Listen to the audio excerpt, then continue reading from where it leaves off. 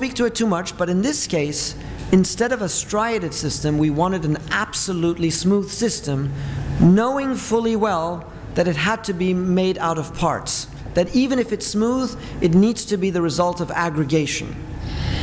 Now, we understand how to make a plane.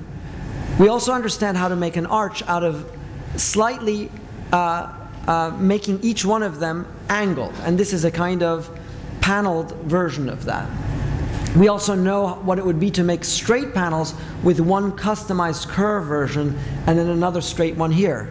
So there are many ways about going to construct the illusion of curvilinearity. Now, once you introduce double curvature, it becomes more complex, because either you're breaking the surface into different trapezoids, flat, and if the curvature is relatively flat, the illusion persists, but once you get into deep curvature, boy, are you in trouble. To add to that, the existing space has a complexity of its own. It doesn't offer you an obvious grid with which to work, on top of which the column grid is anything but regular, with the kind of delivery of the trays in this service space there. Understanding that we can bring the space together through one singular grain and bring all of the systems, the mechanical, the lighting, the acoustic, all so far along that grain, we wanted to make a pure system that could give one single representation to the entire space. The problem with that is that the deformations of the space don't accept that, and certain other deformations need to be introduced in order to accommodate all of those pieces. How that's done is through a series of transition points that require customization in a field of regular pieces. Imagine if you had a column grid, something like right here. The relationship between the two sides is relatively biaxially symmetrical. If you want curvature, or the idea of vaulting, a kind of monumentality being brought to that space, all of a sudden it biases one grain. And then the idea of vault becomes too engrossed or encased in singular axis. And then the artifice of the vault is abandoned somehow, it's killed. So the question is, how do you bring the biaxial vault into this space? But of course, our grid is not a biaxial grid, so you'll never get that kind of condition, because the grid is never orthogonal. The twist is what gives shape to this space, and we're constantly negotiating a system that takes one grain down while engulfs the other grain down its back surface. And this unit of construction becomes the basis of the way in which the entire ceiling is orchestrated and mediated between one geometry and the next. Then, in turn, the ground once again is free to become the mess that it should be, with lighting systems occupying one system, and then the diffusers and the sprinkler heads on the other ones.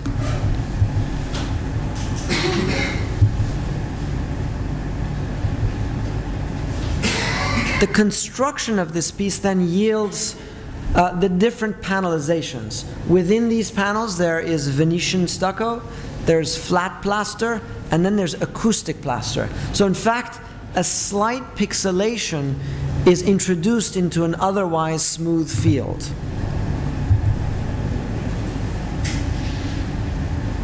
The conditions of construction, because of the CNC routing process, enabled it to come within a 1/4 inch of tolerance, what in another industry would be at least a 2-inch tolerance.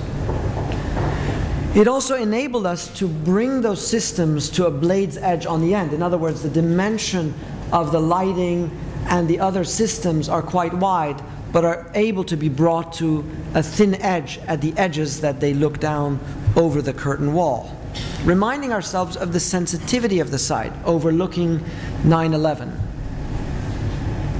The panelization here also yields certain depths in certain panels, which after plastering over with Boswafon become the acoustic panels, flushing them out finally.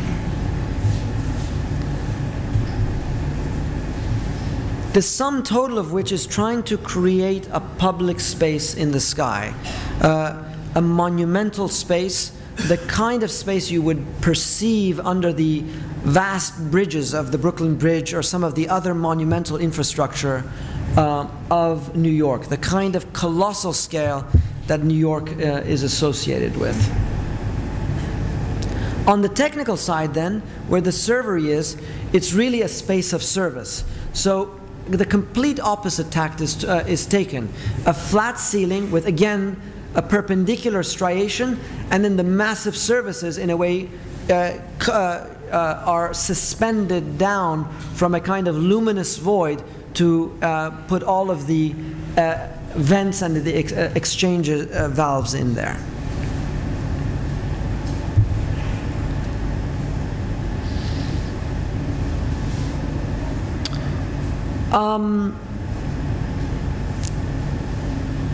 Suspension, taken structurally, produces a completely different kind of configuration, where actually performance is at stake. In a space for an art installation for a corporation, we took the space of intersection. I'm sorry, this is not going to yield much pleasure because the line quality is not going to show, but we'll concentrate on things that are visible. But essentially, it's an installation based on tensile systems that are suspended from the air, reminding us again that the space of the ground does one thing, and the sky is always referential to a space beyond. That space beyond the flat ceiling, has the possibility of hanging. That hanging has a structural function as well as a kind of tectonic function.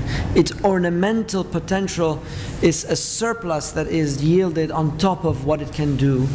And we know that so well in the speculative work of Gaudi, which takes the functions of hanging and begins to give logic to structural systems.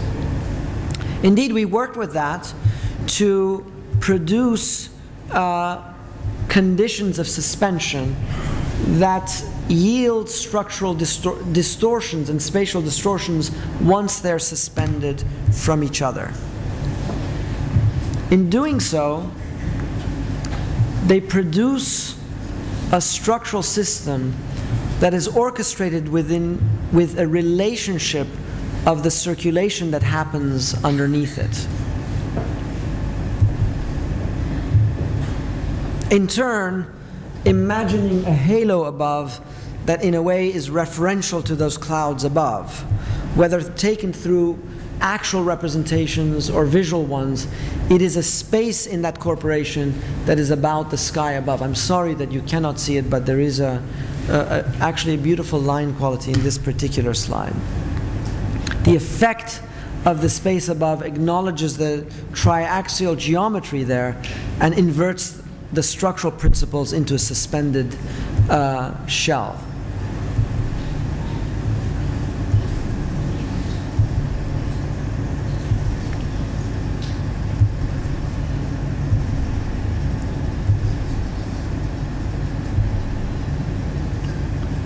And all of this was needed to be done for a very cheap amount, so the entire thing was fabricated out of paper clips. Now, to bring the argument full circle, I end with a project that has just been completed. I don't even have final photography on it, but is a school of architecture for the Georgia Tech Institute of Technology, housed in the Hinman Building, the research building that was dedicated to some of the most important testing laboratories that the United States has seen. And the high bay was at the focus of that research building in its history, with administrative offices off to the sides. And now this is being turned into the School of Architecture. Our mission was multifold, but in part was to figure out how to best use this space in its civic function, but also as a factory. What do you do in the space of a factory?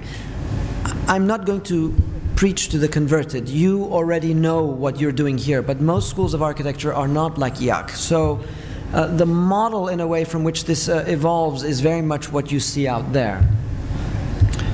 Note in this image, of course, the relationship between those windows and the entry, an argument I'll make later. The kinds of helicopters that were suspended in this space, actually, and pinned to the ground to see what kind of rotary action would happen on the flight systems. So, what to do with the high bay space? A massive amount of program was going to be put in there, so we understood that keeping the void intact was not an option.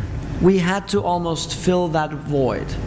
But also in relationship to strategies, we've seen many historical strategies about preservation. One strategy we've seen, a classic one, is like Scarpa. You dichotomize, you set up an opposition between the existing and the new, and in doing so you articulate the differences in geometry between new wall panel systems and the old ones. In looking at the budget and looking at ways of merging authorships and techniques, we opted for a strategic judo. In other words, working with Heffernan, who's long dead, and beginning to translate what he does into totally different terms, because it was not enough to renovate his building. We actually had to repurpose his building. Repurposing was better suited to judo. On top of this, there was an urbanistic complexity to the building. While the building is symmetrical on that axis with its main entry here, the majority of the people enter the building from the basement floor because the majority of the campus is below. So the bipolarity of this building produces other kinds of urbanistic complexities that connected back to the existing architecture school down here and bring it up through the top of the campus, bringing two entries through the space, essentially working off of the existing library, the existing cafe, one of the fab labs that are there, the auditorium, and then making the high bay part of the public spaces that are a kind of an extension of the infrastructure of that school.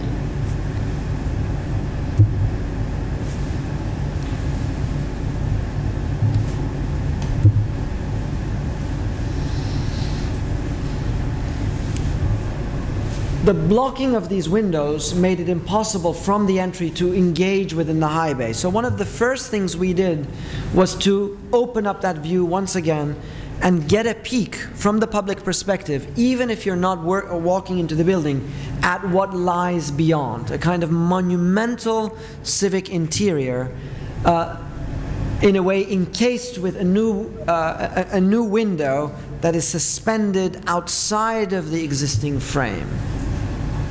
But also reminding ourselves that architecture, at the end of the day, is not about the building as such, but it's about what happens in that building. And studio is the core of what we do on a daily basis. But the studio that I grew up in is not the studio that you're studying in. Studios evolve and they become different things all the time. So the notion of flexibility is central to the way in which studios work. At the same time, they produce a culture.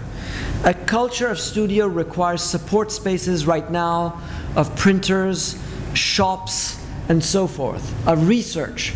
A library, a laboratory constitute a certain kind of speculative research, intellectual and otherwise. Cultural landscapes that include lectures and exhibits, and whatever. Because you sleep here day and night, it wouldn't be bad to have movies and a cafe here too. I think you already experienced some of that here. So the question is, what happens if all of this comes together in a form of urbanism that is rooted in the cell of a desk? But remember, the desk is not the traditional desk that you draft on. It's a completely different thing, because the May line is probably a thing of the past, even if some of you pretty much have it on the desk. The advent of the computer begins to decentralize that and make it more virtual, because you can work anywhere in the building or on top of your desk. But on top of that, model making produces another quagmire of spatial control, and that doesn't even include the kind of paperwork that you need to do. All of this makes the traditional desk in many ways insufficient to work on, so notions of storage come to bear on this. On top of that, how you work, whether you work on one desk or two, produces a form of aggregative possibility that makes possible a kind of relationship between a studio and a pin-up space, and that relationship with all of the other functions that you need, the exhibit spaces, the gallery, the printers, a computer lab, cafe, lounge, and all of the other things that you need. So the question was, how do we produce a kind of micro-urbanism within the context of this large roof? Reminding ourselves that we've seen many spaces in which the scale of the colossal is interpreted in many different ways.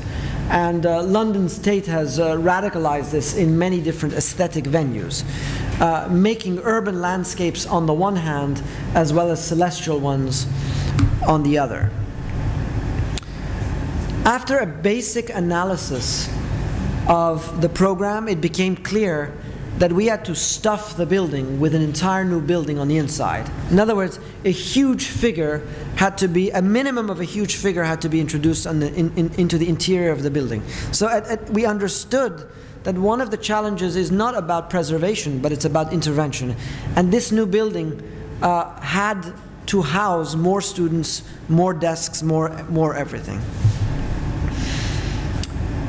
At the core of this building, then, is this argument about the flexibility of the ground, because anything can happen. And your generation will yield another generation in 10, 15 years, which will use this ground in many different ways. But what's at stake is, again, what's above. Again, our line quality is not that good, but there is that big existing structure overhead with, in fact, a gantry system on the sides on which the crane is suspended. That crane, in turn, can be repurposed for this colossal studio space that is literally suspended from the sky.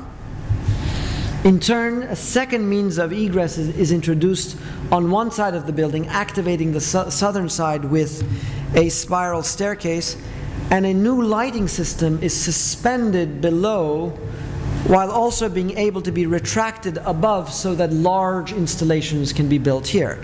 In a nutshell, this is a school of architecture well hung. The systems then are connected back to the existing structure of the building, never really touching the ground. The lighting system is vertical as can be.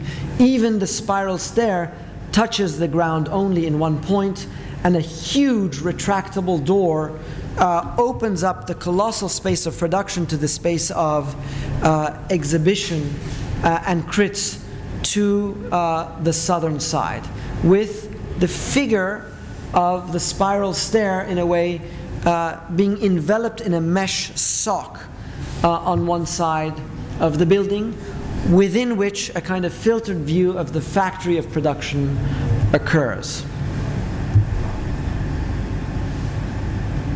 This section then encourages a kind of connection not only between the high bay and the spaces of production within it, but also in the space next to it for exhibitions and crits, but also up to the main gallery here and the studio space that we carved out from above. In a way, the section leaks around the building into these spaces.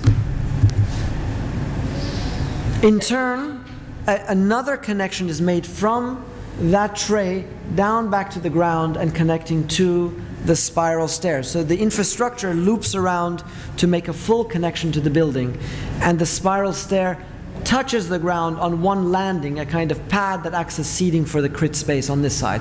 The large figure of the spiral stair is, if you like, shrink wrapped with this mesh that here you can see under construction. The huge crit wall is then suspended off on cables, opening up to this other crit space and exhibition space behind it. The lighting. And at night, a different kind of effect is brought onto it. The lighting needs to be brought lower in a way to illuminate the space in a more effective way. And really then, the argument of the scheme, or maybe all of the schemes, is how we yield a different architectural logic on the vertical axis than the horizontal axis. The flexibility that is gained on the ground is a different kind of thing than the kind of flexibility that is yielded from the air. Let's say Le Corbusier gave us the free plan. We have to establish what the free section can do for us. Here you see the space of that section, whether the installations are fabricated outside or inside. One colossal is on a permanent fixture on the cranes, another one is in the space right next to it. The trapeze and the suspension cables are then central to not only the functionalization of that space, but also its iconography. Its touching of the ground is made by one pin joint, where a structural bay of that bridge is brought to the ground and touches a kind of monumental working table, a conference table, a working table that activates all of the seats around it. Laterally, this space is then expanded into a computer room that is another space of production that leaks into that space, with the belly of the tray becoming another figure that in a way extends the idea of suspension all the way around. The beams that yield the kind of moment's depth underneath are part of that equation. Here, under construction, the existing cranes, here fixed to the gantry system on the side, a new series of beams above, the suspension systems coming down and then back around and back up. This is before the stair is put in there, which goes down like this. The space of the gallery beyond, looking down onto the factory space. And finally, the sign repurposed, again, going from research to architecture as it's all folded together. To close, I'd like to also pose a kind of argument about a way of working that blends two traditions or two historical trajectories that are not very commonly put together. One is an organic tradition, a classical tradition, which biases the connection between part and whole, and the role of language and rhetoric within that construction. The classical temple is a paradigmatic example of that. As we know, the classical language establishes relationship between base, shaft, capital, triglyphs, and so forth. And this edifice is the construct of a very sophisticated transformation of wood structures into stone, the understanding that wood beams, as they come to the end, produce conditions that later were called or invented as triglyphs, a system of signification that has a relationship with its structural function, that only when you understand it in more sophisticated way becomes totally magical, because it becomes a system of ornament once it's at the front of the building, where it no longer yields the same meaning. Of course, this underscores the idea that all of tectonics, even that, has a slippery relationship with a signification. But this adherence to language persists over the ages. It goes from Bramante to Mies to Herzog and de Meuron, and we're constantly battling with it. Was Bramante forgetful, or was he a pervert in detailing this corner? Did he really intend on swallowing the classical language in that corner, such that the column, the Ionic column, is swallowed at the corner? This is a fascinating architectural moment for me. The other axis I've already shown to you. it's an access, it's a different tradition which does not yet accept convention, nor the idea of a social contract, that the social contract is speculative and can be re-scripted with the idea of invention. In this case, performance and structural performance is at the core of this. On other fronts, people like Frank Gehry are interested in a formal, spatial, and expressionist axis, which is equally valid, even if the relationship between space and skin are completely divergent. Maybe the more sophisticated case has to be made with blurred disciplinary practices of people like Eladio Dieste that bring together architectural practices in their most diverse way, bringing together engineering, mechanical, structural, environmental, and iconographic in a more complex layered narrative. This confrontation between these two intellectual platforms is the beginning of what I would like to present to you, and a kind of project that I think will be a fruitful one in this historical moment. Thank you.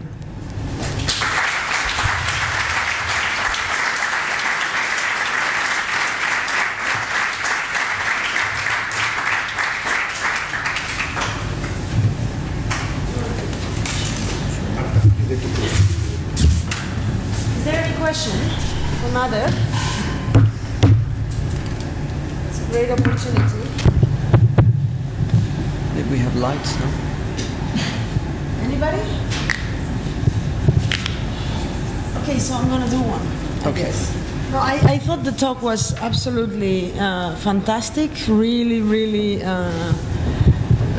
pedagogical, I think, for all of us. And it was really interesting for me because this afternoon precisely we were having, I think it ties at least the people that we were in my studio. We had a very interesting conversation today about how we make architecture emerge or design emerge from processes of construction, processes of fabrication, material processes, etc. And it was very interesting for me when you were saying that many times architecture goes outside of itself to find its own rules. And you were talking about tailoring, and clearly, I think that the work, what I find very interesting is that you are very, very much looking into the specifics of the fabrication and turning that into a kind of a generative system for design. And this is very much how we are operating in the studio. We are departing also from kind of inventing our own machines and inventing our own material processes, etc.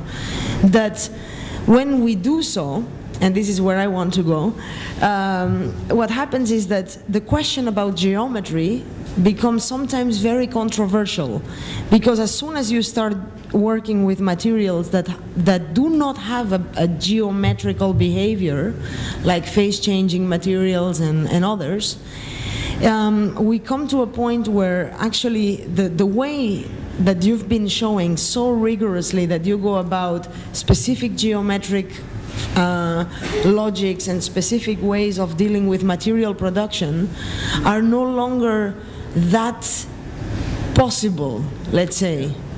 And we are beginning to move more and more into simulating behaviors of material, simulating choreographic movements of machines, etc., and not so much being able to represent the specific geometry of parts in order to understand their, let's say, constructability. So I would like to know your opinion about this. I don't know if I've made a proper question, but this is really what we're confronted with at the moment. Yeah, no, there's two themes that you bring up that I've struggled with, but are very relevant for this. One of them is, well, the majority of the work I showed are either linear systems or two-dimensional systems that become three-dimensional once they're operated on. So sheet construction remains a dominant form of preoccupation in manufacturing, even in a customized world. And its constraints are a productive one for us because they define a realm of the possible and the realm of the radical. You try to radicalize the curvature based on what can be manufactured out of sheet material, but that is different in steel and in wood. So that's one thing we try to work with. But the moment that you're dealing with geometries, imagine if you could 3D print a building, not a model. At that point, all of this discussion becomes obsolete because you can make any form. And to some degree, that's what happened when I went from the bank restaurant, which was plywood, plywood, plywood, to the New York cafeteria, which is GFRG. And essentially, GFRG, it's not quite true, but I mean, you route foam in a precise formwork, which is not the result of sheet material, it's the result of compound curvatures that negotiate space or whatever. And then that acts as a mold for the formwork of the GFRG, which is more like fiberglass or like carbon fiber or other composite surfaces that are cast on top of it. So you have to use a totally different set of constraints. You have to invent a totally different set of constraints to produce the fiction for that latter half of projects. In that sense, I suppose I wouldn't take lightly two things. One of them is the actual stuff that we have to house up there. But because there is no one-to-one correspondence between the stuff that's housed up there, you have to produce, you have to reconstruct a narrative about geometry that establishes propriety and exactitude in a world which is filled with inexactness. So the reason I showed the Bramante thing is that we all know that Bramante made a huge mistake. He made a radical mistake. He forgot that in order to turn the corner, you had to displace those columns one whole bay in order that they can turn the corner together. The ceiling at the New York cafeteria has those kinds of logics embedded in it that you don't see. They're encrypted in there. But if you make a mistake, then all of a sudden one of those striations becomes engulfed in a seam, or one of those striations cannot turn a corner, or one of the mechanical systems cannot be housed in it. So it's the subtle negotiation of actual function with a geometric narrative that constructs the rules and regulations of those things. Is it arbitrary? Absolutely, because there isn't a one-to-one correspondence between the two. But is it, are there constraints and are there limits? Absolutely, once again. So I think that, I think we'll come across, well, then there's ideology also. Gary, by choice, decides not to distinguish between outside corner, inside corner, coping, cornice, whatnot. He doesn't care, and he wants you not to care, because the separation of form and surface liberates him to do whatever he wants to do. So by ideological choice, our challenge is precisely to undo this project. And that you can only define by positioning yourself. In other words, anybody can do a perfect swan dive, but not anybody can do a triple back flip and dive vertically. So my sense is that the next generation that's sitting out there has a more sophisticated relationship with technique and materiality, I hope so, more than me, so that the techniques of scripting, of versioning things also comes with it not just a technical advantage, but an intellectual project that makes it more difficult to do arbitrary things. So then the notions of tolerance that used to be 6 inches and then became 3 inches and now are at 1/8 of an inch become to 0. I mean, for me, what is elegant, intellectually elegant, is the possibility when we bring tolerance to 0.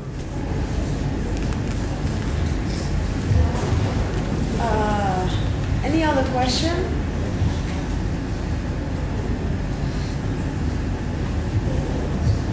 I guess we'll have a drink, and I'm sure they will ask you questions as soon as they are in the drink. Absolutely. So, thank you. Thank you very much, everybody.